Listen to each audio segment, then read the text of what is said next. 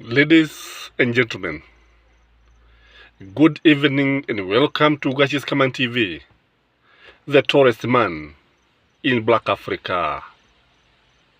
Today, the political temperatures are very high. We are at boiling point.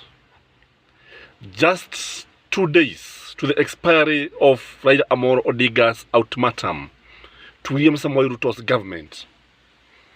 Today, Okengo Fred MATIAN'GI appeared to the DCI. He appeared in Nyat House along Kiabu Road, accompanied by Kisii readers and Nyamira leaders who were in hand to support him. The man only took 15 minutes. I understand he was only interrogated for 15 minutes. And then, I think for now, about 5 hours, the man has been held up in the DCI offices, doing nothing. But I understand that they are looking for a way of taking him to court so that they can ask for a ruling, an order, that MATIAN'GI be held as they continue with the investigation. So when you look at this, you see a government that does not care much about what can happen to this country.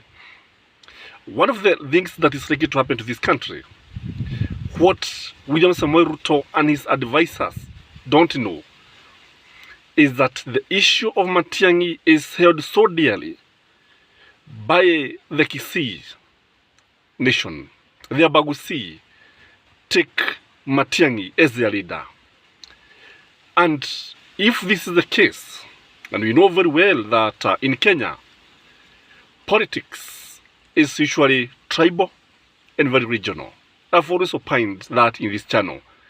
Whether people like it or not, kuna mtu wetu, siasa za mtu wetu. And that is why you see the leaders who are in hand to support Fred Okengo MATIAN'GI are the Kisii people. Sijaona Mkikuyu pale, sijaona watu wengine pale. Nimeona akina Danstan Omari, nimeona akina Mogaka, na wengine ambao wametoka sehemu au janibu za Kisii.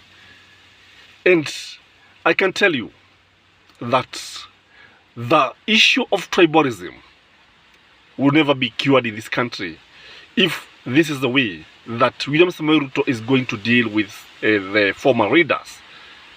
And let me ask you, our viewers, do you think the Kalenjins are doing the right thing? Do you think that even William Samoei Ruto would today or tomorrow be comfortable addressing a rally in Kisii?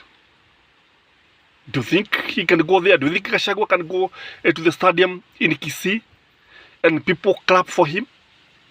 If they can't, this is poison that is being planted in this country. Na kile ambacho tunajua ni kwamba matokeo yake yatakuwa ni mbegu za uhasama, mbegu za ukabila, mbegu ambazo matunda yake ni machungu sana. And this is one thing that William Samoei Ruto needs to know, that he is raising the political temperature of this country.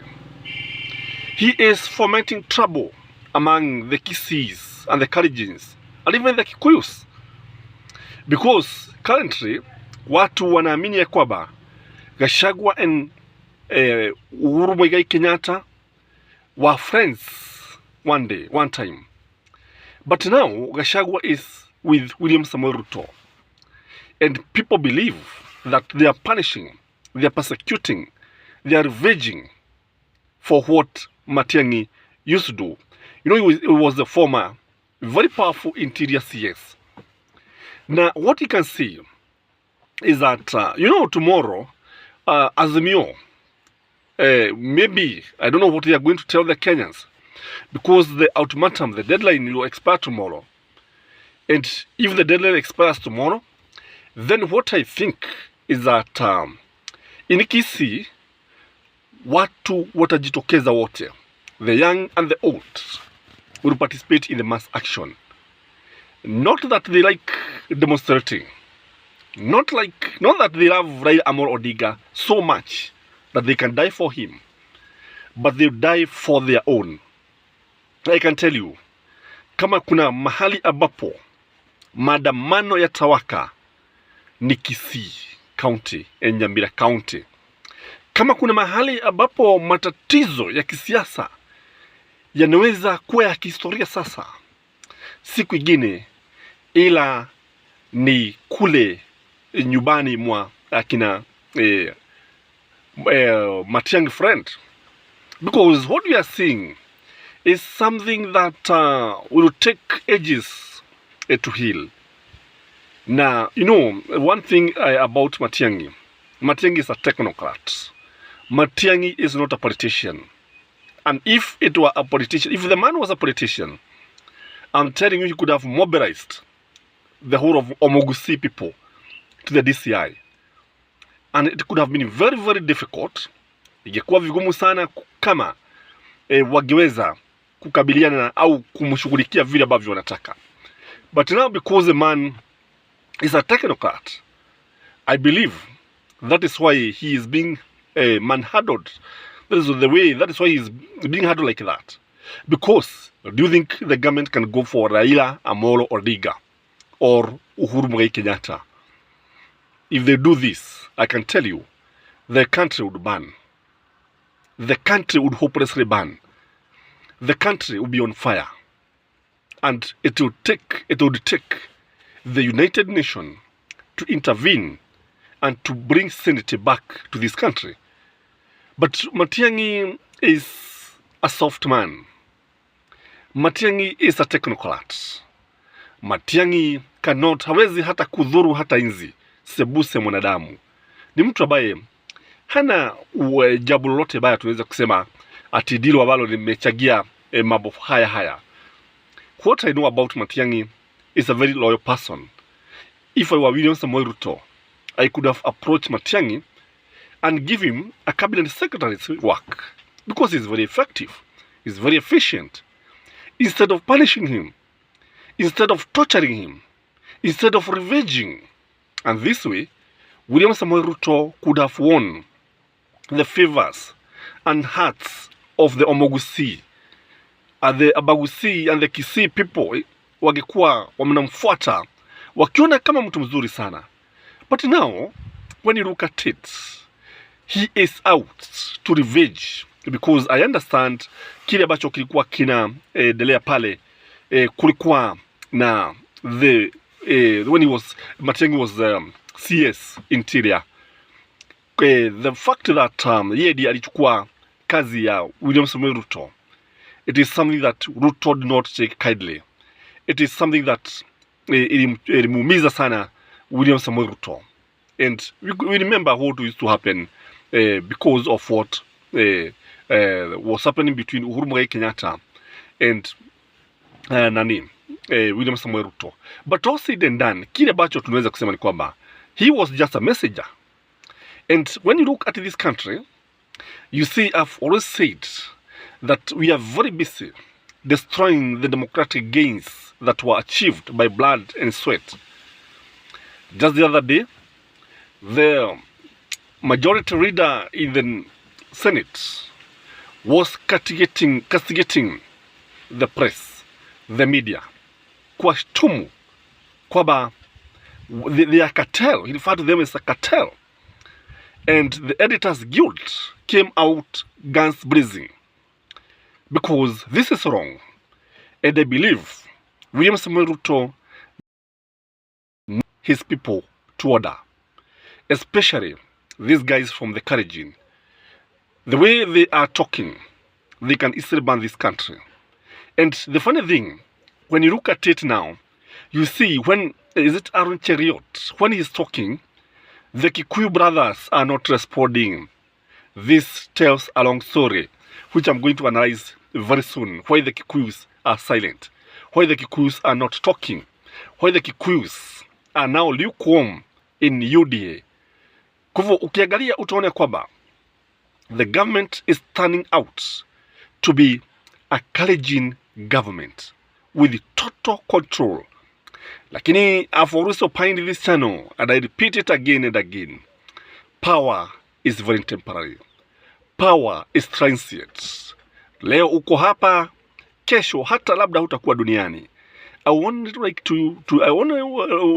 you to remember about Total Man, Nicholas Biwott, the man whose words was slow, the man who was alone unto himself, the man who was even commanding Arap Moi, the man who is said to have terminated the careers and the destiny of so many Kenyans, the man who could tell Moi no, the man who was mysterious, the man who owned the country, the man who was, I think, the richest person, who owned the country, who owned the nation, who owned everything.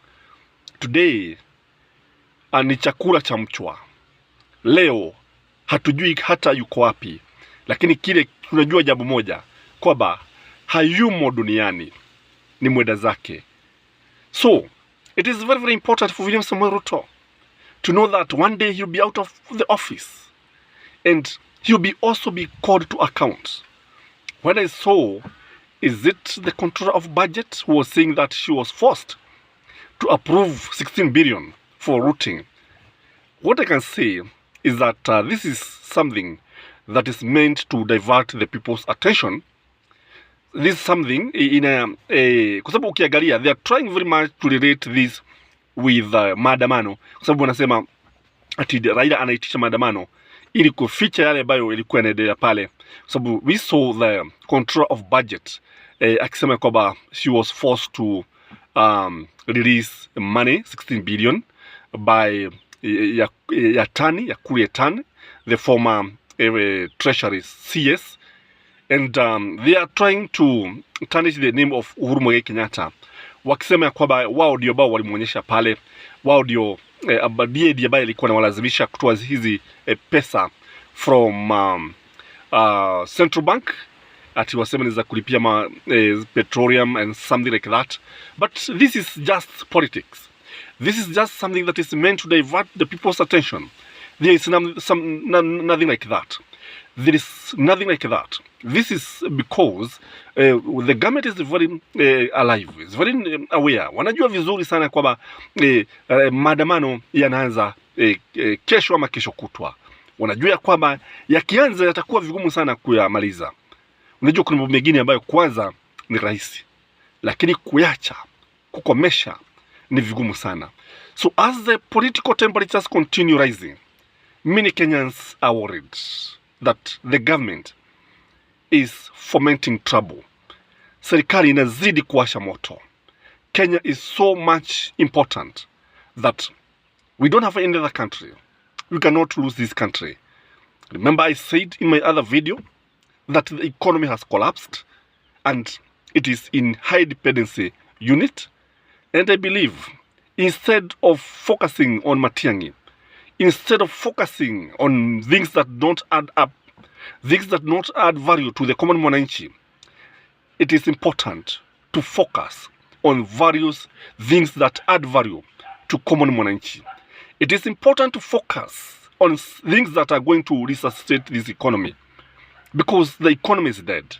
We need a Mwai Kibaki kind of president, a person who is very mature, a person who is very much focused, a person who knows what the country needs. I believe that something can be done to cure the current situation, kwa sababu kile ambacho tunaona nchi ikiwa inaelekea kusabaratika tukitazama tu kwa macho yetu. Kenya imekuwa uwanja wa fujo. What we have seen ni nyogo imekalia ini. Huyu ni wenu Gashis Cayman, the tallest man in Black Africa. Kindly like this video, comment, and may you have a blessed evening. Till next time, bye bye.